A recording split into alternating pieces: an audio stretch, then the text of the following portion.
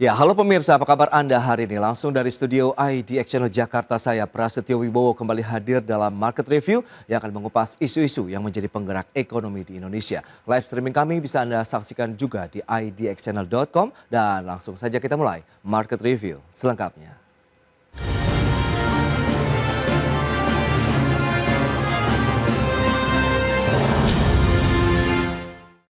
Bank Indonesia kembali mempertahankan suku bunga acuan di level 5,75% di bulan Februari 2025. Keputusan Bank Sentral ini masih konsisten dengan arah kebijakan moneter untuk memastikan laju inflasi tetap terkendali dan mendukung pertumbuhan ekonomi yang berkelanjutan.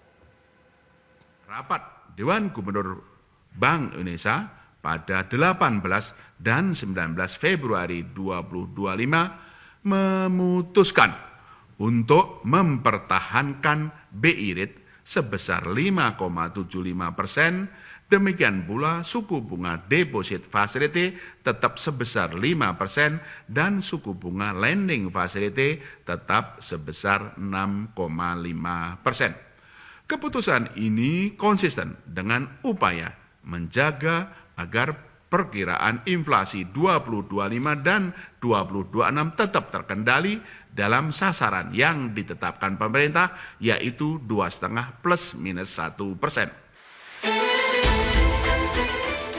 Demikian pernyataan Gubernur Bank Indonesia Peri Warjio terkait hasil rapat Dewan Gubernur BI yang memutuskan untuk mempertahankan suku bunga acuan BI rate di level 5,75%. Bank Sentral juga menahan suku bunga deposit facility 5% dan suku bunga lending facility 6,50%. Dengan demikian BI rate bertahan di level 5,75% sejak Januari 2025. Bank Indonesia juga akan terus mencermati prospek inflasi dan pertumbuhan ekonomi dalam memanfaatkan ruang penurunan suku bunga dengan mempertimbangkan pergerakan nilai tukar rupiah. Adapun kebijakan makroprudensial dan sistem pembayaran diarahkan untuk mendukung pertumbuhan ekonomi yang berkelanjutan. Sementara itu, Otoritas Jasa Keuangan mencatat pada Desember 2024, pertumbuhan kredit tetap melanjutkan pertumbuhan double digit sebesar 10,39% secara tahunan menjadi 7.827 triliun rupiah. Di mana dari jenis penggunaan kredit investasi tumbuh tertinggi diikuti kredit konsumsi dan kredit modal kerja. Dari Jakarta, tim liputan IDX Channel.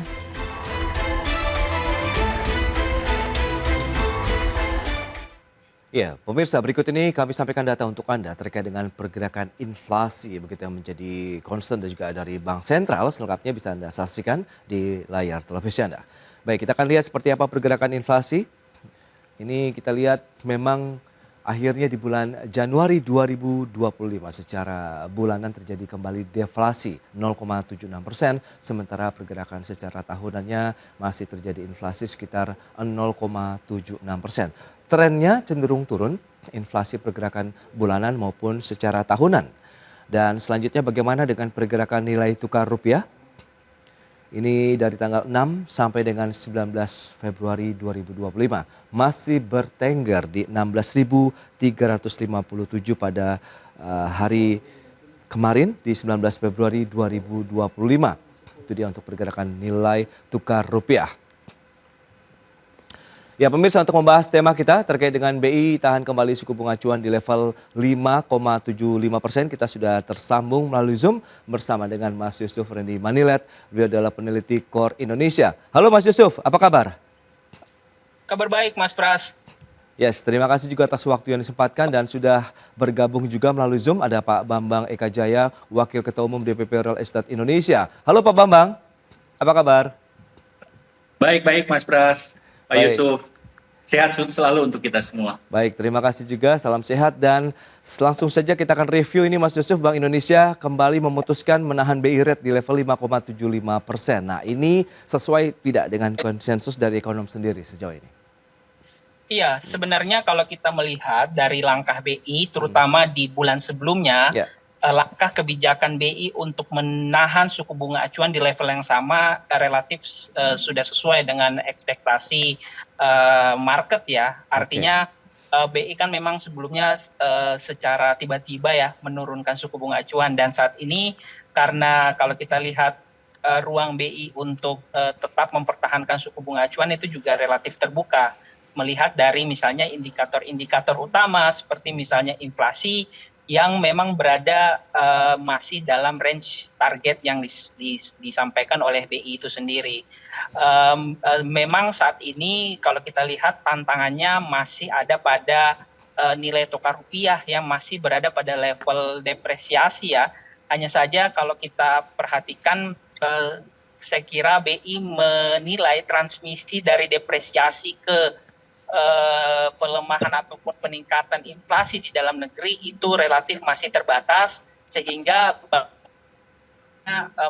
mengambil keputusan untuk tetap menjaga suku bunga acuan di level yang sama. Jadi saya kira ini masih dengan konsensus ekonom secara umum langkah BI yang menahan suku bunga acuannya di level yang sama. Oke, ini memang masih sesuai dengan bagaimana tanggapan dari ekonom begitu ya, bahwa memang masih akan ditahan suku bunga acuan dari Bank Sentral Indonesia. Nah, dari si pelaku usaha, Real Estate Indonesia melihat bagaimana sebelum membahas kaitannya dengan ditahannya suku bunga acuan, bagaimana update terbaru nih dari sektor properti di bulan kedua tahun 2025 ini Pak Bambang? Iya, kalau kita lihat sektor properti tentu karena sebagai kebutuhan pokok di samping sandang dan pangan, dia akan selalu dibutuhkan. Dan mengacu terhadap rate BI yang ditahan di 5,75, tentu kita melihat bahwa pasti banyak dasar untuk memutuskan hal itu. Hanya kita melihat sebenarnya sebagai pengusaha kita pasti berharap kalau bisa turun sehingga daya beli masyarakat juga menjadi lebih baik. Lalu yang kedua kita melihat bahwa BI juga terhadap sektor properti memberikan satu insentif juga ya, di mana perbankan yang ikut dalam pembiayaan properti, giro wajib minimalnya dinaikkan ya, nilainya dari sekitar 23,19 triliun menjadi targetnya sampai dengan 80 triliun. Artinya sektor perbankan diberi kemudahan untuk bisa menyalurkan ke sektor properti sampai lebih dari 3 kali lipat. Dan ini menjadikan satu angin segar juga sehingga daya beli masyarakat yang memang untuk properti selalu disupport oleh KPR bisa lebih berkembang. Itu yang mudah-mudahan segera bisa direalisasikan segera. Ya, berarti memang masih sesuai harapan juga dari pelaku usaha. Tapi kalau kita lihat dengan ditahannya suku bunga acuan begitu dalam 2 bulan terakhir ini dengan level-level saat ini kalau Anda harapkan tadi memang ada penurunan lagi begitu ya. Apakah akan berdampak yang cukup signifikan terkait dengan nanti angka penjualan properti sendiri di Indonesia? Iya, kalau suku bunga memang satu hal yang given, artinya kita tidak bisa mengatur apa yang menjadi target pemerintah. Yang bisa kita lakukan sebagai pengusaha tentu berusaha untuk membuat satu daya tarik. Salah satunya kami banyak melakukan misalnya KPR bersubsidi dengan subsidi langsung dari developer sehingga diharapkan bunga yang tadi 5,7 kita bisa turunkan menjadi misalnya 3% atau 3,5% dengan dana dari developer sendiri sehingga daya beli masyarakat tetap bisa tumbuh ke depan. Baik, Pak Bambang. Nah, Mas Yusuf, dengan keputusan Bank Indonesia begitu yang menyatakan konsisten dengan upaya menjaga inflasi tadi, kemudian bagaimana stabilisasi nilai tukar rupiah begitu. Tapi kan level rupiah masih di 16.300-an. Kemudian rupiah juga malah kemarin terjadi deflasi di bulan di bulan Januari maksud saya begitu karena adanya juga kebijakan insentif terkait dengan tarif listrik. Nah, Anda melihat bagaimana terhadap sektor usaha begitu? Iya, jadi sebenarnya kalau kita lihat nilai tukar rupiah memang banyak disumbang oleh faktor global karena kita tahu sendiri saat ini global masih menanti keputusan ataupun kebijakan yang akan diambil oleh Presiden Trump. Dan kebijakan dari Presiden Trump ini juga akan ikut menentukan langkah The Fed dalam menurunkan ataupun menahan level suku bunga acuan di angka yang sama. Nah, untungnya di Indonesia saat ini inflasinya relatif lebih rendah sehingga ini yang kemudian saya kira memberikan ruang bagi Bank Indonesia untuk menahan laju suku bunga acuan pada angka yang sama di bulan Februari kemarin gitu ya. Jadi saya kira ini kesesuaian dengan juga target pemerintah dalam menahan laju inflasi. Nah, kalau kita perhatikan memang untuk kedepannya BI masih akan juga ikut melihat apakah kebijakan Trump ini akan menentukan kenaikan laju inflasi di dalam negeri Amerika atau tidak gitu ya.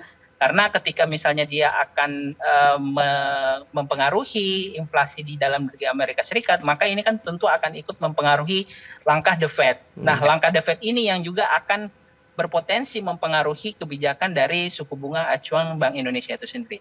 Nah, tapi secara umum kalau kita lihat domestik, nampaknya saat ini BI masih relatif pro-growth ya, artinya kebijakannya memang mengakomodasi kepentingan untuk mendorong pertumbuhan ekonomi dan juga bisa membantu ya dari sisi pemerintah dalam mencapai target-target ekonomi makro secara umum. Baik, itu dia. Memang kalau kita lihat tantangannya lebih kepada faktor global. Lantas kalau kita lihat dengan kondisi seperti saat ini, potensi penurunan dari suku bunga acuan ini masih terbuka atau tidak, kita akan bahas nanti di segmen berikutnya. Kita akan jeda dulu sebentar. Dan pemirsa, kami akan segera kembali usai pariwara berikut ini.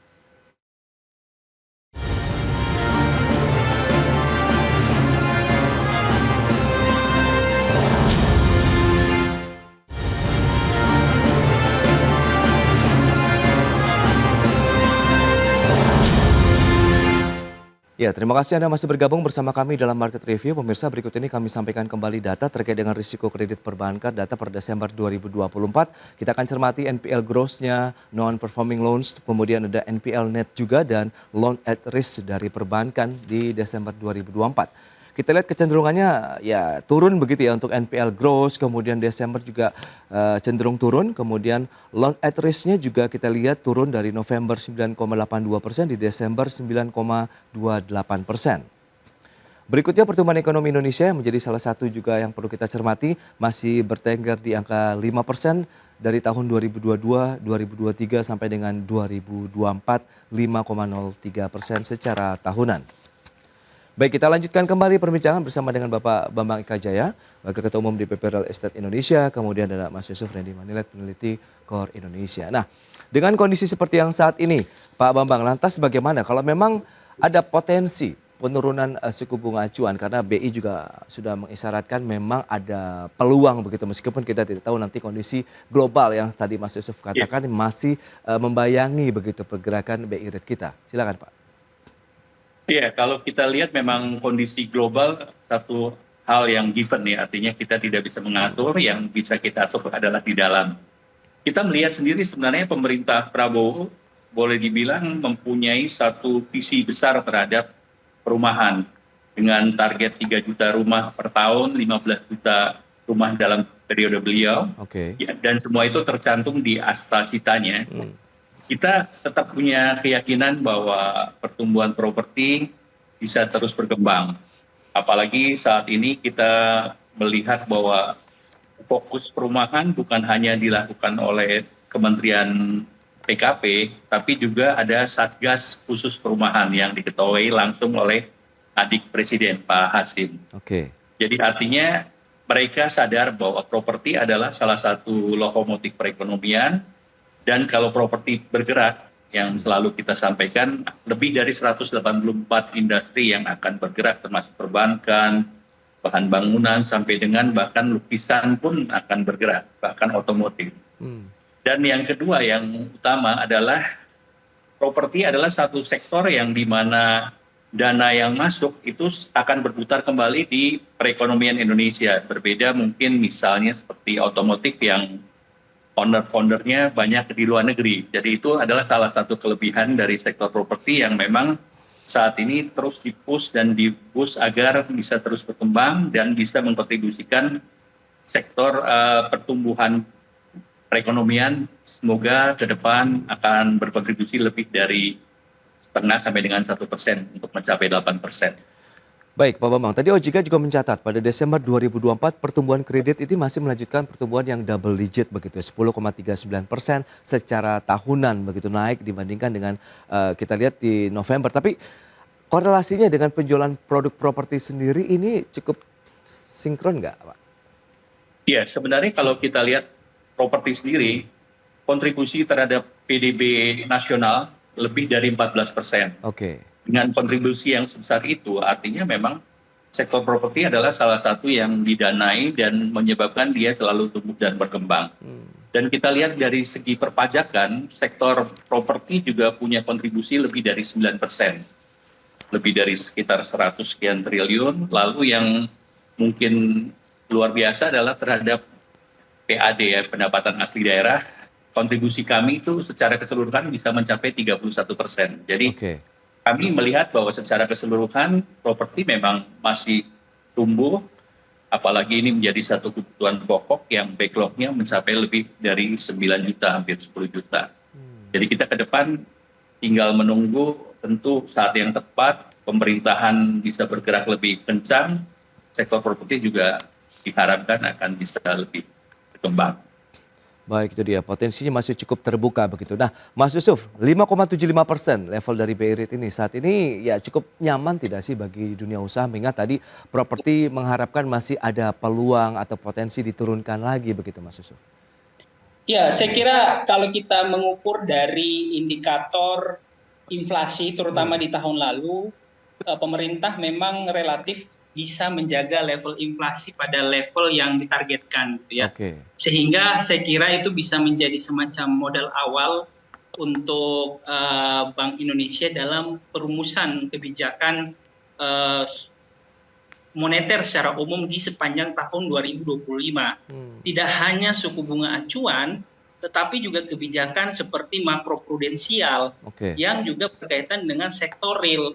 Karena tadi di awal sudah disinggung oleh Pak Bambang ya, terkait bank saat ini diberikan semacam keleluasaan untuk mensyaratkan ya giro wajib minimum yang nantinya diberikan untuk sektor real termasuk di dalamnya sektor properti. Jadi kalau kita melihat dari indikator makro secara umum masih ada peluang, terutama kalau kita bicara indikator domestik ya, untuk BI dalam menurunkan suku bunga acuan. Nah, hanya saja kalau kita mengukur dari dinamika global, ini yang tadi juga sudah disinggung Pak Bambang terkait ini given ya. Ini yang menurut saya akan menjadi semacam game changer gitu, karena Trump ini kan dia pola kebijakannya memang terkesan tidak terlalu ramah dalam konteks ke inflasi domestik Amerika Serikat.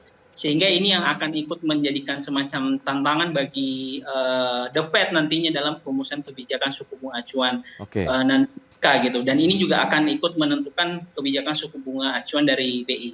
Tapi saya kira kalau kita bicara konteks tadi saya sebutkan kebijakan yang pro growth ya dari BI, masih ada peluang kemudian Bank Indonesia menurunkan suku bunga acuan selama sekali lagi inflasi berada pada range yang ditargetkan dan juga selama pelemahan nilai tukar rupiah itu tidak bertransmisi terhadap kenaikan harga-harga barang di dalam negeri.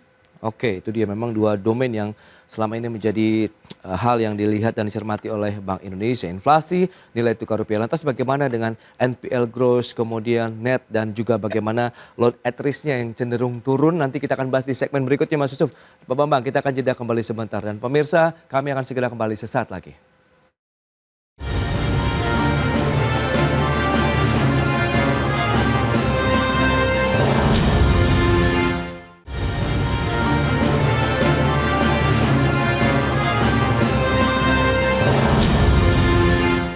Baik pemirsa, terima kasih Anda masih bergabung bersama kami dalam Market Review. Kita lanjutkan kembali perbincangan bersama dengan Mas Yusuf Randy Manilet, peneliti Core Indonesia, dan juga Pak Bambang Eka Jaya, Wakil Ketua Umum DPP Real Estate Indonesia. Nah, Mas Yusuf, bagaimana dengan data tadi per Desember 2024 kaitannya dengan NPL gross, NPL net, kemudian loan at risk kita juga yang kalau dilihat perbankan ini justru cenderungnya turun terus nih? Ya, kalau kita melihat dari penurunan rasio NPL gross, memang ini menunjukkan ya perbaikan dari kualitas kredit yang diberikan sektor perbankan terhadap berbagai lapangan usaha, terutama di sepanjang tahun 2024. Ya. Nah, hal ini juga ditopang dengan data dari loan at risk yang juga ikut turun dari 10% menjadi sekitar 9,28%. yang menunjukkan bahwa risiko kredit bermasalah itu relatif ya semakin terkendali. Nah, faktor yang kemudian juga mendukung perbaikan ini termasuk di dalamnya saya kira ada strategi perbankan ya dalam konteks melakukan restrukturisasi kredit. Jadi restrukturisasi kredit ini yang kemudian memungkinkan debitur lebih fleksibel ya dalam melakukan pembayaran gitu. Selain itu saya kira kebijakan pemerintah dan BI dalam mendukung sektor usaha melalui insentif fiskal dan kebijakan moneter yang akomodatif juga menjadi salah satu faktor yang ikut menyumbang gitu ya penurunan angka-angka NPL terus dan juga loan at risk yang tadi disebutkan. Namun kalau kita bicara memang masih ada sekali lagi ya tantangan terutama bagi UMKM secara umum karena kalau kita perhatikan tidak semua indikator makro termasuk di dalamnya daya beli itu kembali pada level optimal ya sehingga ini yang juga akan ikut menentukan kinerja usaha dari debitur termasuk di dalamnya properti dan juga mungkin UMKM dan harapannya tentu pemerintah kemarin sudah mengeluarkan ya 8 paket kebijakan ekonomi ini nantinya bisa menstimulasi perekonomian sehingga aktivitas ekonomi juga relatif lebih bergairah dan ini tentu akan berdampak terhadap penyaluran kredit dan loan at risk yang lebih rendah nantinya seperti itu. Baik. Nah, selain memang BI rate yang ditahan di 5,75 ini Pak Bambang, lantas bagaimana Anda melihat kondisi ini dengan program FLPP begitu apakah masih menjadi game changer juga untuk sektor properti? Anda melihat ke depannya seperti apa begitu di tahun 2025 ini? Ya, walaupun kita melihat bahwa dalam beberapa waktu terakhir ini pemerintah banyak melakukan efisiensi anggaran, tapi sektor properti tetap menjadi salah satu hal yang tetap dipertahankan. Dan salah satu yang menggembirakan kemarin kan Kementerian Keuangan juga sudah memberikan komitmen sampai dengan 220.000 unit untuk FLPP dan akan dikembangkan mencapai sekitar 320.000 dengan mengkombinasikan dengan BP Tapera serta perbankan karena perbankan juga punya target untuk bersifat KPR subsidi. Nah ke depan hal seperti itu kita berharap bahwa ini menjadi satu booster ya dan yang utama tentu FLPP itu bisa diturunkan sesuai target dan ke depan kita berharap pemerintah bisa memperingan ya ataupun mempermudah FLPP ini tidak hanya ke sektor perumahan yang untuk ASN atau Polri TNI, tapi juga ke sektor UMKM. Nah ini yang kadang-kadang masih kesulitan kalau dihubungkan dengan perbankan. Mereka mungkin tidak punya laporan keuangan yang proper, mereka juga tidak punya kondisi perbankan yang mungkin menarik gitu ya. Tapi mereka adalah target market yang harus dibantu. Nah ke depan dengan FLPP yang begitu besar, kita harapkan juga pemerintah juga melakukan kemudahan-kemudahan terhadap debitur yang akan menggunakannya. Nah Pak Bambang, dengan level BI rate 5,75% ini jenis properti seperti apa nanti yang akan cepat terserap juga di masyarakat? Kalau kita lihat bahwa untuk FLPP memang marketnya sangat besar, apalagi backlog yang 9,9 juta, mereka selalu siap untuk menyerap market yang kita bangun ya. Hanya problem utamanya tentu balik lagi yang tadi kan pendanaannya harus siap. Tapi selain itu seharusnya pemerintah juga bisa mempertimbangkan selain yang sifatnya non subsidi ini yang di atas MBR, tapi mereka itu punya dana yang juga relatif pas-pasan. Nah itu juga harus coba dilakukan terobosan-terobosan agar masyarakat Gen Z, milenial yang saat ini agak enggan membeli properti bisa digairahkan lagi untuk membeli properti. Salah satunya mungkin promosi bahwa properti adalah salah satu aset yang bisa sebagai investasi, bukan hanya sekedar buat tinggal. Nah itu yang ke depan kita harapkan sehingga marketnya menjadi lebih lebar. Baik, itu dia terkait dengan sektor usaha begitu yang berkaitan erat begitu bersinggungan langsung dengan pergerakan suku bunga acuan. Diharapkan selain dengan BI rate yang ditahan, potensi penurunan diharapkan juga bisa terbuka lagi. Di samping ada lagi terobosan terkait dengan insentif yang diberikan juga kepada dunia usaha properti maupun masyarakat untuk bisa mengakses begitu ya terkait dengan keterjangkauan harga dan juga akses dari lokasi perumahan sendiri kepada masyarakat Indonesia. Baik, sayang sekali waktu terbatas ini Pak Bambang, Mas Yusuf Rendy, terima kasih banyak atas analisis update yang sudah disampaikan kepada pemirsa pada hari ini. Selamat melanjutkan aktivitas Anda kembali. Salam sehat, sampai berjumpa kembali Pak. Terima kasih Mas Yusuf. Sampai ketemu Mas Pras. Ya pemirsa, jangan beranjak dari tempat Anda karena sesaat lagi kami masih akan kembali dengan tema menarik lainnya, menakar kesiapan UKM dalam pengelolaan tambang.